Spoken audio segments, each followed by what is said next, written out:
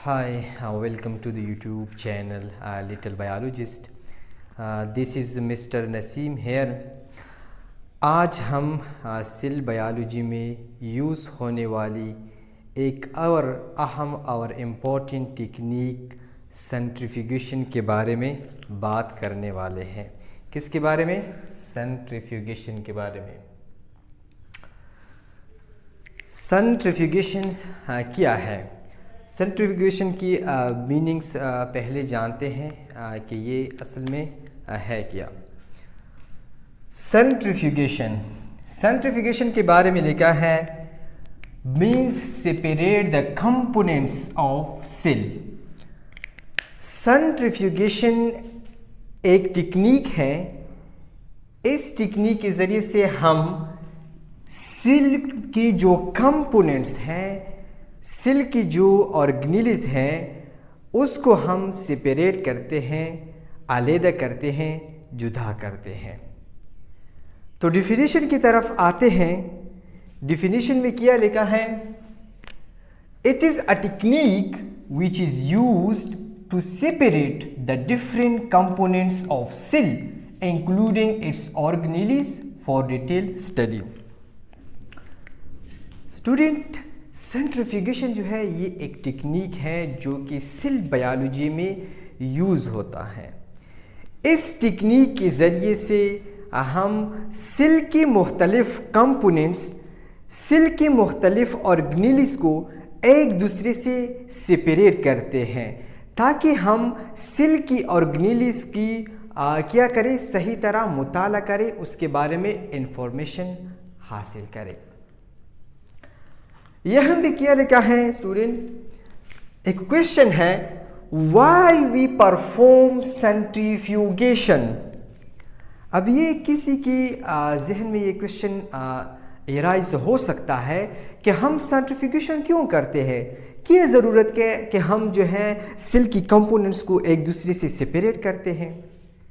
Student को cell की कुछ organelles like ribosomes, mitochondria, Golgi body जो बहुत माइन्यूट है, स्मॉल है, इसको अगर आप माइक्रोस्कोप के अंदर देखना चाहते हैं तो इसकी मुताला आप आसानी से नहीं कर सकते। अगर आप के माइक्रोस्कोप के नीचे सिर्फ एक राइबोसोम पड़ा हो तो आप तो उसकी स्ट्रक्चर, उसकी जो है बैरूनी साखत तो आप देख सकेंगे।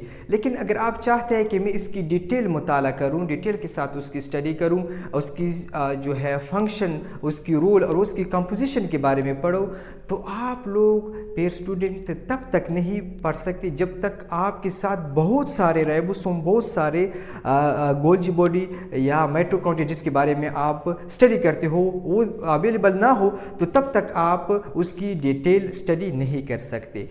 तो स्टूडेंट, सेंट्रीफ्यूगेशन ने इसका हल निकाला है। इस सेंट्रीफ्यूगेशन के ज़रिए से हम सेल में मौजूद कंपोनेंट्स जो है वो एक दूसरे से सेपरेट कर सकते हैं और हम इसी तरह टिश्यू से बहुत सारे ऑर्गेनेल्स हम हासिल कर सकते हैं। तब जाके हम उस ऑर्गेनेल्स का जो है डिटेल के साथ स्टडी कर सकेंगे। तो आते हैं उसकी जो है मैकेनिज़्म पढ़ते हैं, स्टेप्स पढ़ते हैं कि कौन कौन से स्टेप्स हैं जो कि सेंट्रीफ्यूगेशन जो है इसके लिए ज़रूरी हैं।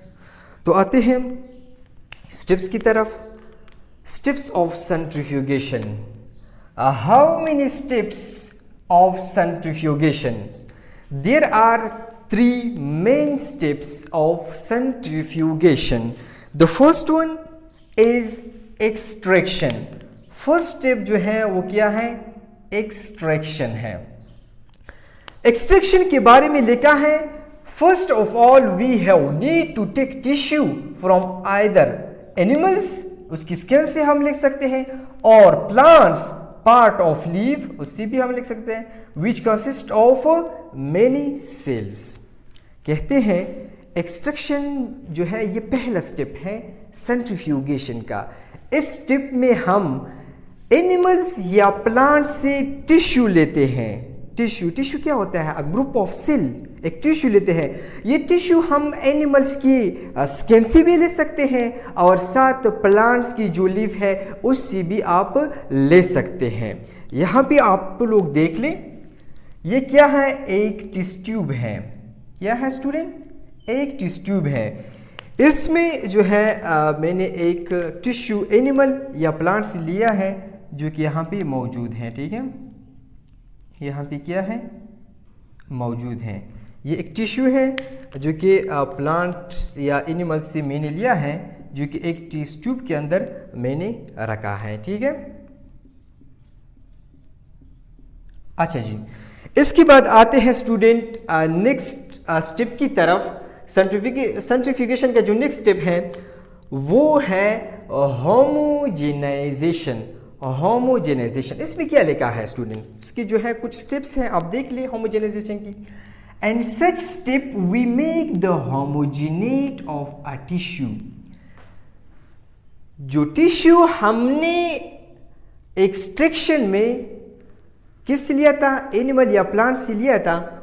उस टिश्यू का इस होमोजेनाइजेशन में हमने उसका होमोजेनेट बनाना है। होमोजेनेट मतलब यकसान सॉल्यूशन उसका बनाना है। ठीक है, होमोजीनियस सॉल्यूशन उसका बनाना है।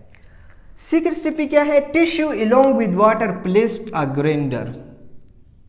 अब होमोजेनेट सॉल्यूशन आप किसी टिश्यू का किस तरह बना सकते हैं? जब हम टिश्यू के साथ क्या करें? वाटर को ऐड करें और फिर टिश्यू के साथ वाटर की एडिशन करने के बाद हमने टिश्यू को कहां पे रखना है? ग्राइंडर में रखना है।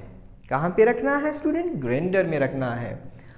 थर्ड स्टेप जो है, the grinder will rupture the boundary between cells and a tissue and also rupture the cell membrane of all sales.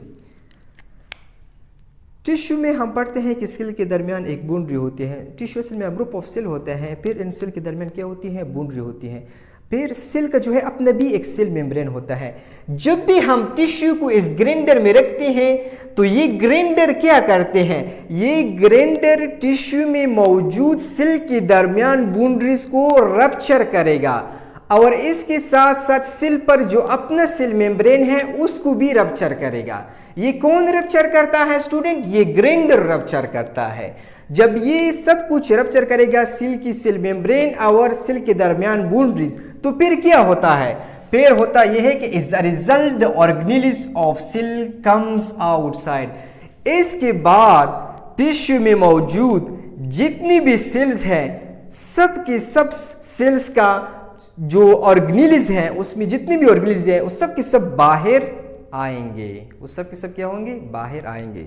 Diagrammatically आप देख ले, बहुत क्लियरली आपको समझ आएगा। अभी ये क्या है स्टूडेंट? एक टेस्ट ट्यूब है। ठीक है, और ये जो है एक टिश्यू है। जिस तरह हमने पहले एक्सट्रैक्शन की स्टेप में हमने बात की थी, वहाँ पे जो है एक टिश्यू था। इस टिश्यू को यहाँ पे हमने लाए हैं। ठीक है, यहाँ पे हमने लाए हैं इस टिश्यू को। अब इस टिश्यू को हमने ग्राइंडर में रखा है। ये क्या है? ये आप कंसिडर करें कि ये क्या है? ये एक ग्राइंडर है। क्या है? ग्राइंडर है। ठीक है, ये आपके साथ क्या है? एक ग्राइंडर है। अब ये ग्राइंडर क्या करेगा? ये ग्राइंडर जो है, ये सेल्स आप देख रहे हैं, ये सेल्स उसके दरमियान बाउंड्रीज को रप्चर करेगा। ये बाउंड्रीज जो है पहले खत्म हो जाएगी। ये कौन खत्म करता है? ग्राइंडर खत्म करता है। इसके बाद ये बाउंड्रीज तो सेल के दरमियान खत्म हो गई। ये टिश्यू है, सेल के दरमियान बाउंड्री तो खत्म हो गई। अब सेल मेम्ब्रेन जो है, सेल का जो सेल मेम्ब्रेन है उसको भी रप्चर करेगा। यहाँ पे सेल का जो है सेल मेम्ब्रेन होगा यहाँ पे। ठीक है, ये सेल मेम्ब्रेन होगा, इसको भी क्या करेगा? रप्चर करेगा। जब ये रप्चर करेगा तो आप लोग जितनी भी ऑर्गेनेलिस है इस टिश्यू में, इन सेलों में जितनी भी ऑर्गेनेलिस हैं, सब के सब जो है वो बाहर आ जाएंगे। ये देखिए सब के सब जितनी भी ऑर्गेनेलिस है, राइबोसोम्स है, माइटोकॉन्ड्रिया है, गोल्जी बॉडी है, इसके अलावा परऑक्सीसोम है, जितनी भी टिश्यू में मौजूद सेलों में ऑर्गेनेली है, सब के सब जो है बाहर आ जाएंगे। ये था student homogenization second step of centrifugation. आप स्टूडेंट आते हैं सेंट्रीफ्यूगेशन या सेल्फ फ्रैक्शनेशन की लास्ट स्टेप की तरफ, जो क्या है सेंट्रीफ्यूगेशन। क्या है सेंट्रीफ्यूगेशन। इसमें मेन पॉइंट्स आप देख ले। Now take organelles of cell in a test tube and place it in a centrifuge machine. इसमें स्टूडेंट क्या कह रहा है पहले पॉइंट में, जिस तरह हमने होमोजेनाइजेशन में बात की कि ग्राइंडर में हम टिश्यू में मौजूद सेलों से ऑर्गेनेल्स को लेते हैं, अब इन सारे ऑर्गेनेल्स को आपने एक टेस्ट ट्यूब में रखना है। इन टेस्ट ट्यूब को आपने फिर सेंट्रीफ्यूज मशीन में रखना है, वहां पे एडजस्ट करना है स्टूडेंट। ठीक है, सेंट्रीफ्यूज मशीन क्या करेगा अभी सेकेंड स्टेप आप देख ले या मेन पॉइंट आप देख ले। सेंट्रीफ्यूगेशन में centrifuge machine rotate the test tube at low and high speed.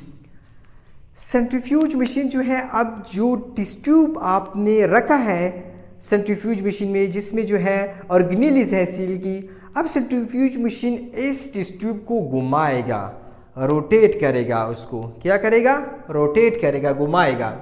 Third point आप देख ले, घुमाने के बाद क्या होता है, due to rotation of centrifuge machine a centrifugal force is produced due to which the organelles become attached to wall of test tube and their precipitation start।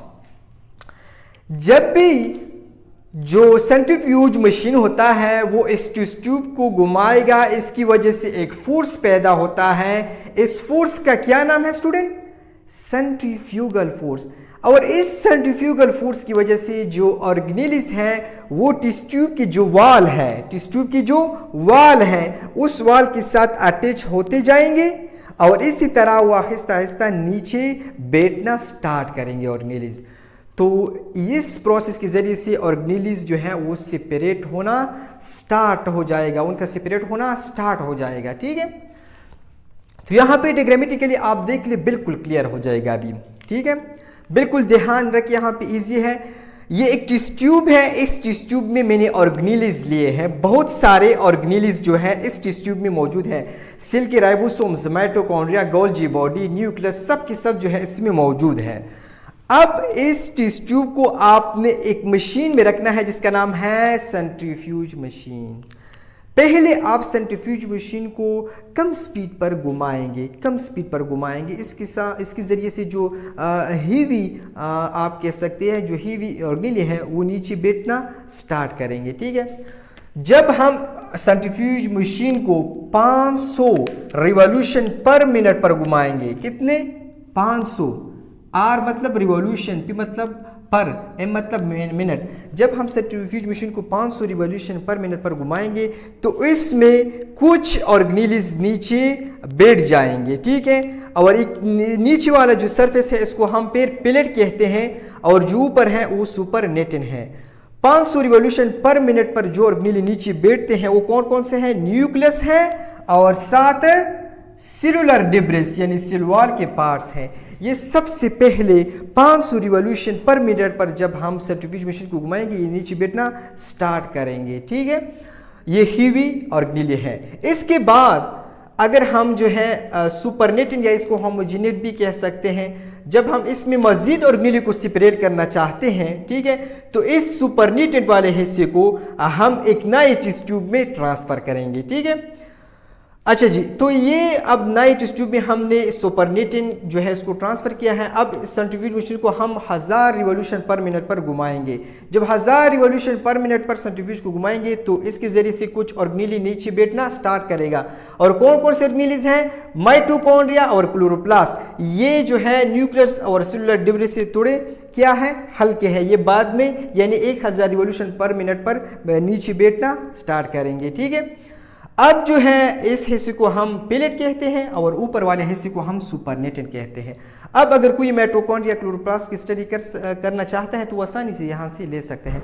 अगर कोई चाहता है कि नहीं मैं मजीद जो है ऑर्गेनेल को सेपरेट करना चाहता हूँ तो वो सेंट्रीफ्यूज मशीन को मजीद हाई स्पीड के साथ घुमाएगा। तो यहाँ पे आते हैं 2000 रिवॉल्यूशन पर मिनट पर अगर हम सेंट्रीफ्यूज को घुमाएंगे तो माइक्रोसोम्स सेपरेट होंगे। माइक्रोसोम का मतलब जो सेल मेम्ब्रेन या सेल के अंदर जो सेल ऑर्गेनेल्स हैं उस पर जो मेम्ब्रेन है उस मेम्ब्रेन्स की पार्ट्स सेपरेट होंगे। अगर हम चाहते हैं कि मज़ीद इसको जो है क्या करें, उसमें से ऑर्गेनेली को सेपरेट करना चाहते हैं मज़ीद, तो ये वाला हिस्सा जो है जिसको हम सुपरनेटेंट कहते हैं, इसको मज़ीद जो है एक और टेस्ट ट्यूब में आपने ट्रांसफ़र करना होगा।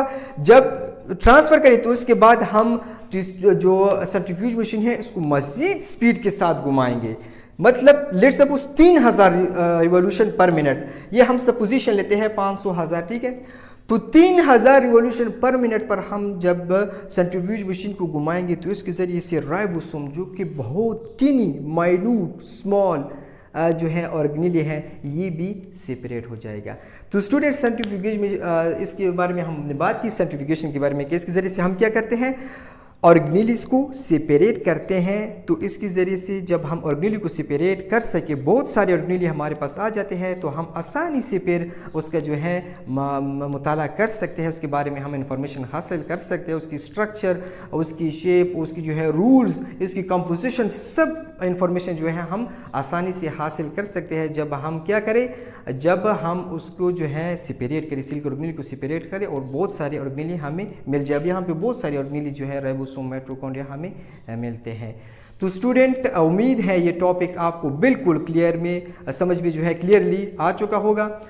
इंशाल्लाह मिलेंगे एक नई वीडियो लेक्चर के साथ। हमारे यूट्यूब चैनल को सब्सक्राइब करना मत भूलें। तब तक के लिए अपना ख्याल रखें। Thank you so much.